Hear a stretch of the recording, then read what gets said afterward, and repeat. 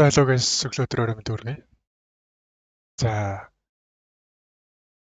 7-ны 5 дахад эндээс би SMB 500 дээр лонг орсон. За яагаад лонг орсон бэ гэхээр эндээс харагдчих байгаачлан SMB 500 ингээ өсөлтийн трендтэй байна. За SMB 500 дээр өсөлтийн трендтэй байхдаа buy the dip opportunity буюу над ороод ирэхээр ингээд buy орох боломжууд үүсдэг. Жишээлбэл одоо энд харагдчихээн, энд харагдчихээн, энд харагдчихээн тэ.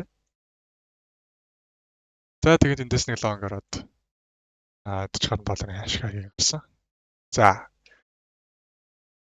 Нэгдэг өдөр ямар арилжсан? Өмнө 5 дахад бас ийм арилж байгаа. За эндээс шорт ороод 20-30 долларын хашиг гарсан. За яагаад гэдэг тайлбарлая. За эндээс цэвэрхэн чарт харуулъя да. За эндээс Японоос одоо бид нар интервеншн хийнэ. Ханшид манипуляц үүсгэнэ. Тэгтээ айгу том алхмаар хийнэ гэдэг хүлээлтээр ингээд унаад ороод ирсэн. За тэгээд эндээс 1 2 3 4 интервеншн орж ирсэн.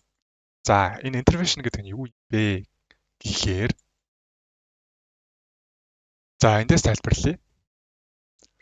Энд бол одоо доллар yen нэлээд өндөр байна те, үнэтэй байна те.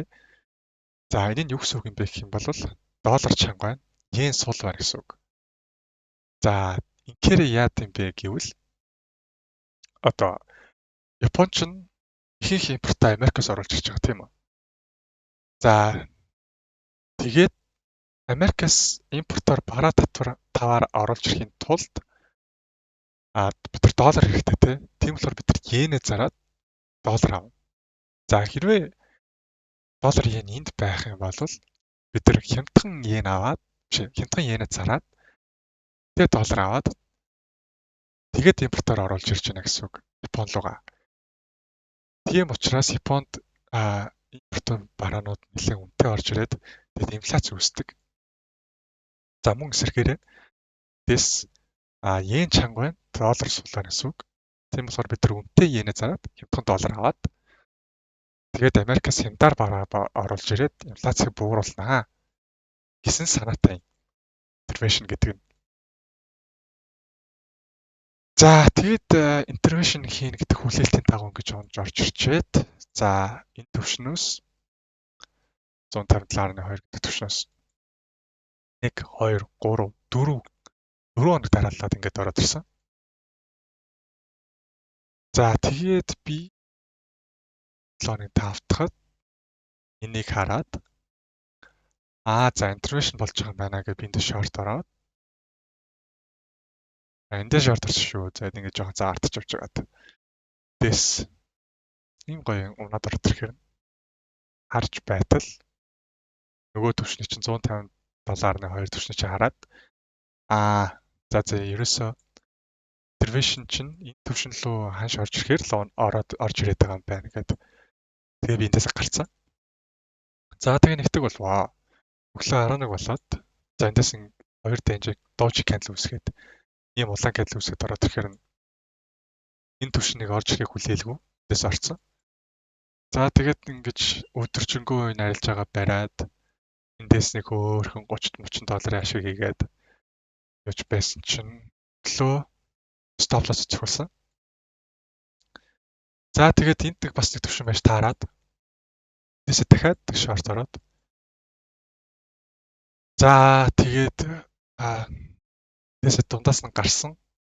За нийтдээ ингээд энэ хоёр арилж байгаас нийтдээ 140 доллар алдагдлуулаад гарсан байгаа.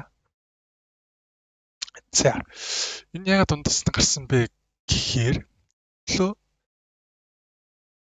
Америкийн US Treasury Scott Bessent гэдэг нэг нөхөр Токио дээр Minister of Finance буюу одоо Японы санхүүгийн ерөнхий сайд битгий нэг нөхөртэй уулзж байгаа юм байлээ Токиод. За тэгээд энэ хоёр одоо юу яриад байгаа юм болоо? Ямар учиртай юм болоо гэд жоохон судалгаа хийж байсан чинь нэг ойлгосон юу вэ гэхээр за ингээд 1 2 3 4 интервеншн байгаа штэ. 4 хоног дарааллаад. За ингээд дараалж хийсэн интервеншн болохоор нэг эпизод болчт юм байна. За тэгээд интервеншн чинь 6 сар үргэлжилт юм байна. За тэгээд мэдээж ингээд интервеншн ингээд олон хийгээд байхаар одоо market manipulator нэртэй буюу одоо муу нэртэй болоод ашиг гуйвуулчин гэдэг нэртэй болоод ирдэг юм байна. За тэрнээс сэргийлэхийн тулд одоо free floating буюу 3хан эпизод хийдэг. Одоо 6 сарын турш 3хан эпизод хийдэг юм байна. За тэгээ floating болоод ирэхээр одоо ханшиг манипуляцтай улс орон гэдэг муу нэртэй болт юм байна. За мэдээж тэгээ Япон сайн нэрээ хадгалж үлдэхийг хүснэ. За тэгээд 11 сарын хүртэл одоо аль хэдийн нэг эпизод хийсэн юм чинь. Тэгэхээр 2 эпизодтой байна. Тэгээд би энэ дундаас арилжаа хийж байсан чинь арилжаантай байж байсан чинь за энийг ойлгоод одоо 6 сар дутуу байгаа байна. Одоо интервеншн дөнгөж эхэлж байгаа юм байна. Тийм болохоор дараагийн 2 эпизод орж ирэх болоогүй. За тэгээ би эндээс дундаас нь гарсан. За тэгээд дараагийн интервеншнүүд за энэ тэмдэглэсэн байгаа цагаан төвшөнд орж ирэх байх. Судалгаагаар харахад 158-аас 160 төвшнүүдийг аягүй сериозны хүлээж авт юм байна. За тэгээд тэр төвшнүүдээс харалтай харж байгаад шорт орох боломжуудыг харъя да.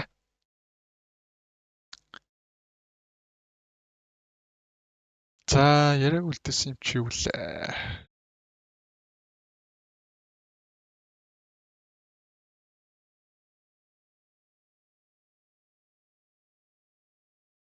Яг стафас өгсөн байна. За нэг иймэрхүү. Тэн сургамжтай айл юм боллоо. Шинэ мэдж авлаа. За нэг иймэрхүү л байна да. За та бүхний ажилд нь амжилт хүсье. За баярлалаа. Баяртай.